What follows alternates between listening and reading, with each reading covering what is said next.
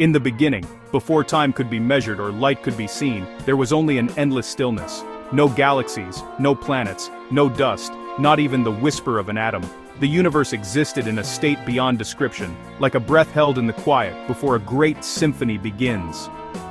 Then from that stillness, something extraordinary happened. A burst of unimaginable energy tore into the silence, expanding outward with purpose and brilliance. Space unfolded. Time began its first beat, and light, pure newborn light, spread across the void. As the newborn universe cooled, tiny particles formed, drifting through the expanding emptiness. Hydrogen and helium, the simplest elements, floated like seeds in a cosmic wind. Gravity, the invisible sculptor, gathered these seeds into clouds, and the clouds collapsed into the first stars. They burned with a ferocity unlike anything we know, forging inside their cores the elements that would one day build oceans, mountains, forests, and the breath of living beings.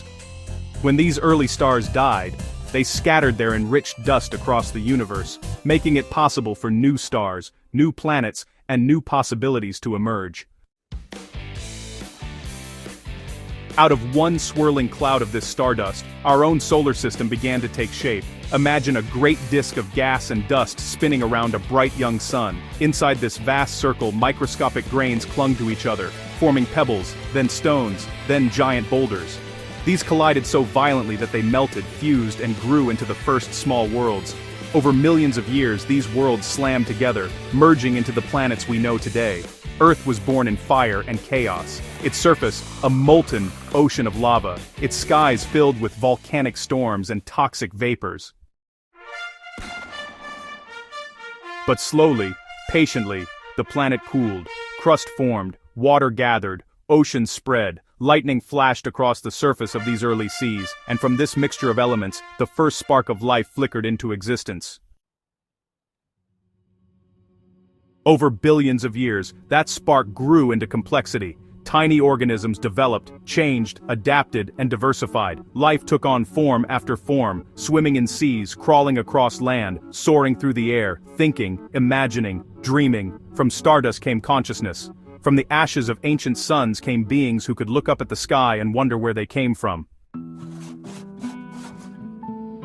Scientists and geologists trace these footsteps in rock layers and in the patterns of distant galaxies. They see the story written in fossils, in minerals, in light that has traveled for billions of years to reach us. They map how planets formed, how continents drift, how life evolves.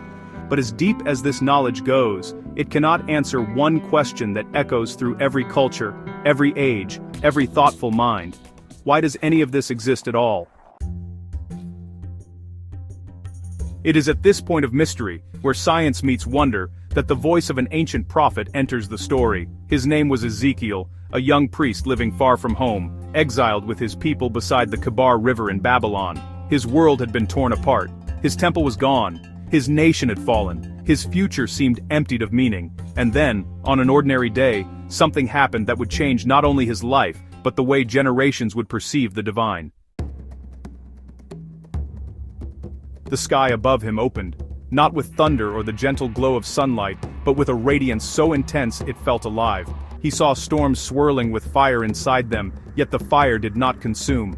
4 living beings emerged from the blaze, each with wings and faces that looked in 4 directions at once, moving with perfect coordination. Beside them were wheels, enormous shining wheels covered with eyes, turning in every direction, spinning without friction, glowing with the brilliance of polished bronze. And above these wheels was a throne, like sapphire glowing from within. And above the throne was a presence, a figure radiant as molten metal, surrounded by a rainbow that shimmered like a halo of living light. Ezekiel was overwhelmed. He collapsed to the ground. He had not been shown how the earth was made or how stars were born. He had been shown the one who commands them. While scientists reveal the mechanism of creation, Ezekiel's vision revealed the mind, the will, the intelligence behind it all. A universe of law and order suggested something intentional, something purposeful. Ezekiel saw not a distant cosmic force, but a presence intimately involved with the world, a presence whose glory stretched from the heavens to the earth. In one vision after another, Ezekiel was shown scenes that echo the story of creation in ways both symbolic and profound. He saw God's sovereignty over storms, mountains, nations, and hearts. He witnessed a world that could break apart through human rebellion and be rebuilt through divine compassion. Creation was not a single event frozen in the past. It was a continuing act, a rhythm of order emerging from chaos. Then came one of the most mysterious visions ever recorded. Ezekiel found himself in a vast valley filled with dry bones. They were scattered across the ground, stripped of life, cracked by the sun, forgotten by time. The valley was silent, hopeless, empty, and then a voice asked him, "Can these bones live?"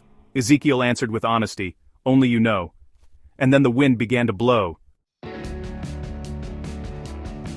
The same breath that once stirred the primordial waters of the early earth swept across the valley. The bones rattled, moving toward each other like iron filings drawn by a magnet. They connected, sinews wrapped around them, flesh grew, skin covered them, and then, as Ezekiel watched, breath entered them.